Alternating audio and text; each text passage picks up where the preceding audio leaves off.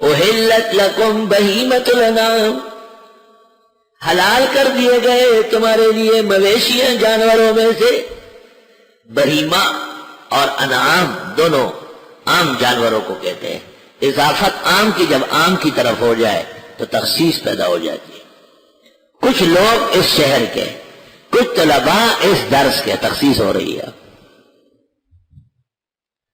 حلال کر دیے گئے تمہارے لیے مویشیاں جانوروں میں سے، سب تو نہیں ہے، بھینس حلال ہے تو گدھا مردار ہے، گائے حلال ہے تو خچر مردار ہے، بکری حلال ہے تو کتا تو حرام ہے، مچھلی حلال ہے تو جھینگا حرام ناجائز ہے۔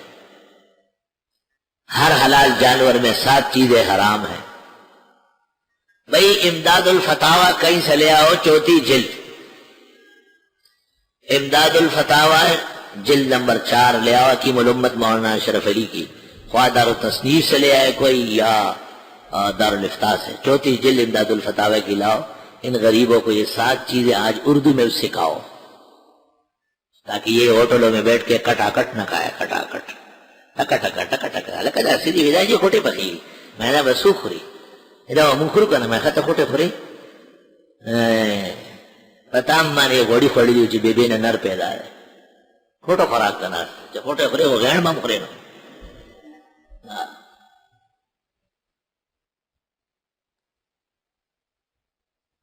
دا سے زمانہ راڑا گورا ہوتا ایسا وقت آ گیا کہ لوگ کلم کلہ حرام کھاتے ہیں۔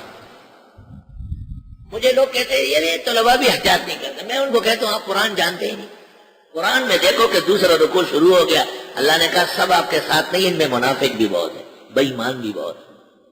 زور دین پر قرآن پوئے گا ہی نہیں، قرآن خدا اول ماتے ہوئے چھتا اطمینان لگا سکول خلق سامنے دے زکر پہ پوئے شم کہتے نہ پوئے گا کھوٹے دئی خوری حرام دئی خوری ذلیل شٹولو بس۔ طالب کو ایسی جگہ نہیں بیٹھنا ہے جہاں شک شبہ ہو، اتقوا مواضع التہمہ، اور اس ہوٹل سے بھی چیز نہیں خریدنی ہے جس میں حرام کا کاروبار ہو، یہ قاعدہ لکھا ہے۔ حرام خور ہوٹل جس میں ناجائز چیزیں پکتی ہے یا ویسے بکتی ہے، شراب کی دکان والے سے معاملہ حرام ناجائز، اور مرتکب ہے معصیت کا، جہیر معصیت کا۔ تو جس ہوٹل میں بے احتیاطی ہے ایک دفعہ اس کو وارننگ دے دو، اس کے بڑے کے پاس جا کے کہو کہ یہ جو آپ کپورے پکاتے ہیں بکروں کے یا کسی بھی جانور کے شران یہ ناجائز و حرام ہے، اور فتویٰ کاغذ پر مفتی صاحب سے لکھ کے لے جاؤ اور اس کو فوٹو اسٹیٹ کاپی دے دو، تسلی سے پڑھو، 2-4 دن 5 دن بعد آرام تسلی سے، جھگڑا کرنے کی ضرورت نہیں، معلومات کرو، اس کو کہو کہ آپ کو عمل مل گیا، اس پر شروع کر دیا آپ نے، آپ کیا جواب دیں گے اللہ کو؟ کیا یہ ہوٹل دن دہاڑے جلتے نہیں؟ کیا ہوٹل کے مالکان کے دھوئے نہیں نکلتے، جلوس کے راک ہو جاتے؟ تمہیں اس دن سے شرم نہیں آتی؟ خدا کے عذاب کو دعوت دیتے ہو،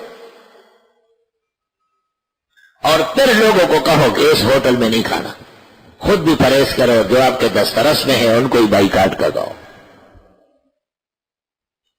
اے ایمان والو، عہد و پیمان پورا کرو، تمہارا وعدہ ہے کہ تم حق والے ہو۔ حلال کیے گئے تمہارے لیے مویشیاں جانوروں میں سے، نہ سب جانور حلال ہے اور نہ حلال جانور کی سب چیزیں حلال ہیں، دونوں قاعدے یاد رکھو۔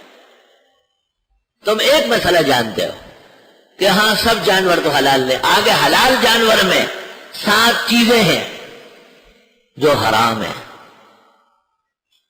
تو ان سے بھی تو بچنا پڑے گا آپ کو۔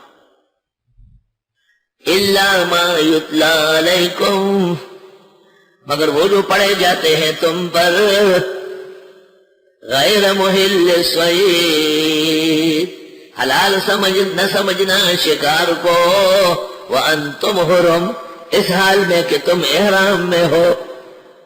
اگر احرام کوئی عمرے کا یا حج کا باندھ لے تو حلال جانور کا شکار بھی ناجائز ہو جائے گا۔ یہ حرام کے بھی آداب ہے اور احرام کے بھی آداب ہے، تو شکار بھی نہیں ہوگا۔ شکار سمندر کا ہو سکتا ہے لیکن وہ تو حدود حرم سے باہر ہے۔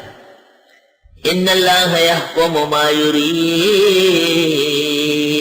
بے شک اللہ فیصلہ کرتا ہے جو چاہے۔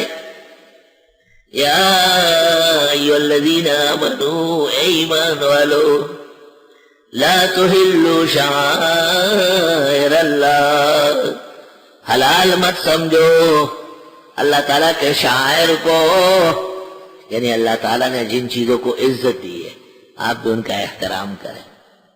عالم، طالب، داڑھی، اسلامی لباس، ان سب کا احترام ضروری ہے.